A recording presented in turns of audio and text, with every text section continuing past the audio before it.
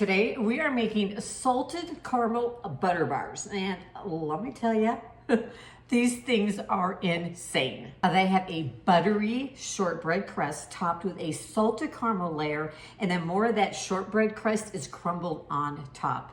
Oh my gosh, they are so good. Now this recipe combines three of my very favorite things: butter, caramel, and salt. Now, it's important to use the right kind of salt in this recipe, and you want to use a flaky, like sea salt. You do not want to use your regular table salt, the stuff that comes in that blue container. No, you want a good flaky sea salt. Now, I love the Baldon. There's all different varieties, and if you don't have a flaky sea salt, just leave the salted part out because it could go really wrong if you're going to use the wrong kind of salt. But this is just a nice, flaky sea salt. You can usually find it in your grocery store in the salt aisle. I just happen to really like it, and I buy it in bulk at Costco. So these bars are going to be on a repeat after your house, I pretty much guarantee, after you try them. So we're going to start with the shortbread crust. Now, this small batch version has an entire half of a cup or quarter of a pound of salted softened butter in it. They are called butter bars for a reason. There's a lot of butter in it. So we're going to pop that in. And I'm actually going to grab a knife and kind of cut it up a bit. It'll make it easier to incorporate. And then we are going to add in, basically shortbread is butter, salt, or butter, sugar, and flour. Those are the three main important ingredients. There are no eggs in a shortbread crust, so I didn't leave the egg out. 3 tablespoons of granulated sugar, 6 tablespoons of powdered sugar, and this is going to help give the shortbread a nice light, flaky kind, just a nice light texture. And then we're going to use a teaspoon of vanilla. Again, I'm actually measuring it today. I usually don't measure it. I measure with my heart, but for some reason I grabbed a teaspoon today. And then a cup of all-purpose flour. And then we're just going to grab our hand mixer and we're going to combine this together.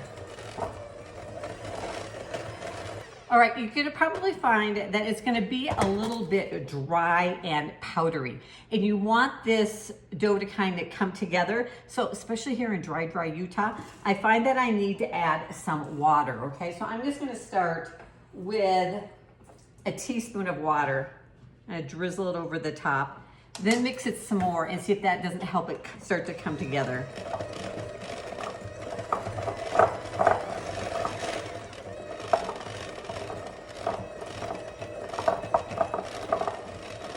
All right, I'm gonna add another teaspoon. Like I said, it's dry here in Utah. If where you are is a little bit more humid, more moisture in the air, you may not need to add as much water, but you just wanna add it a teaspoon at a time until that dough starts to come together. And then you can kind of take your hands, your clean hands, and let me get this out of the way, and see if the dough starts to come together. Mine is still a little powdery. So, the other day I made it, I only had to add a teaspoon of water. Today it looks like 3. So you just kind of got to do it by feel. All right, so one more time. You just want it to look so there's not any dry powder sitting there. All right, I think this is gonna be it. And I'm just gonna take my hand, and I can just feel that there is more moisture in it and I'm not getting that dry powder. All right, so for this one, we're gonna use our trusty little 9x5 loaf pan again. I get lined it. If you've seen me make any of my other bar cookies, I have lots of yummy bar cookies here on YouTube, so make sure you check those out. But I cut my parchment paper like this. So if you wanna know, you want a tutorial on how to cut it, check out the recipe up there. I give you one in that recipe, but it is the easiest way to get your bar cookies out of the pan. You just lift the parchment paper. Now, another tip with this dough, you wanna make sure that it doesn't get too wet, okay? Because you wanna still be able to crumble it, because we're gonna crumble the dough on the top of these bars. So you want it to be soft and kind of come together, but still a bit crumbly. Does that make sense? All right, let's go ahead and just take half of it. And we're gonna push that into a nice even layer on the bottom of our pan. And go ahead, if you haven't already, preheat your oven, 325 degrees Fahrenheit. All right, after we've got that all pressed in, we're gonna put it in our oven and we're gonna bake it for about 15, 16 minutes, maybe up to 18 depending on your oven, until it just barely starts to turn golden brown around the edges.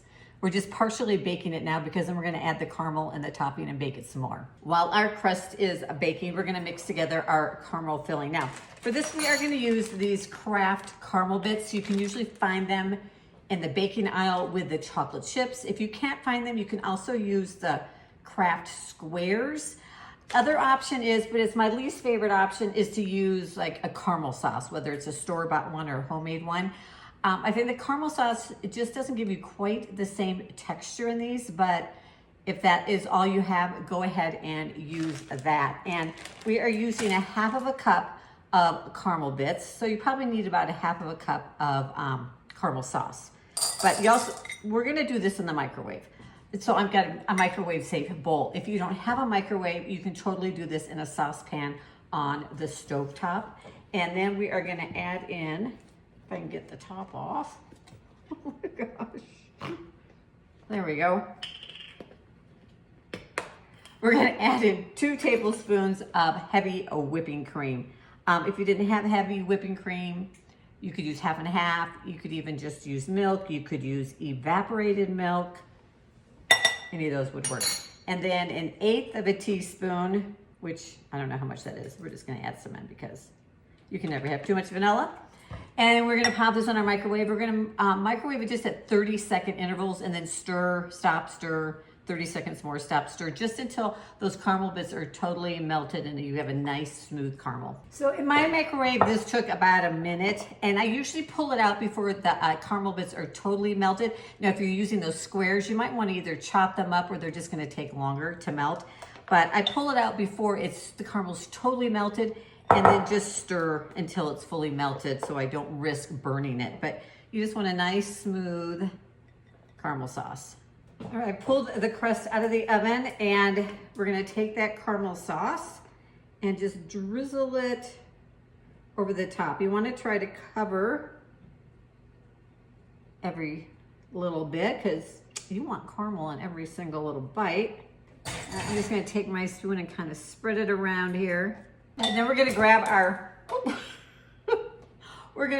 flaky sea salt. Now, if you don't like a salted caramel, totally leave the salt off, and sprinkle on as much as your salt preference is. I'm gonna just put kind of a nice light coating. You can always add more later on top if you find you want a little bit more, but it's kind of hard to take off, so don't overdo it.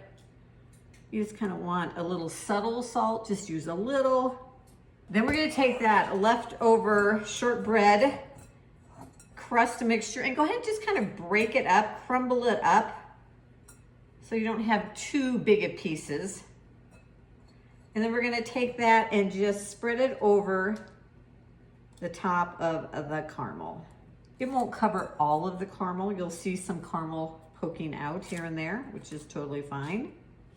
It's gonna go back in our oven for about 23 to 25 minutes, or until you'll see the caramel get nice and bubbly, and that topping on top is gonna turn a nice light golden brown. They are out of the oven, and now I am a firm believer that all baked goods should be enjoyed fresh, warm out of the oven. And this is really the case with these salted caramel butter bars. They're delicious anytime, but they're especially good fresh out of the oven when there's still that caramel is still soft and ooey and gooey in there. Yeah, these are so amazing. Now, you can choose to share these or enjoy them all yourself, but I hope you'll give the recipe a try. Thanks for joining me in the kitchen today, and I'll see you in the next video.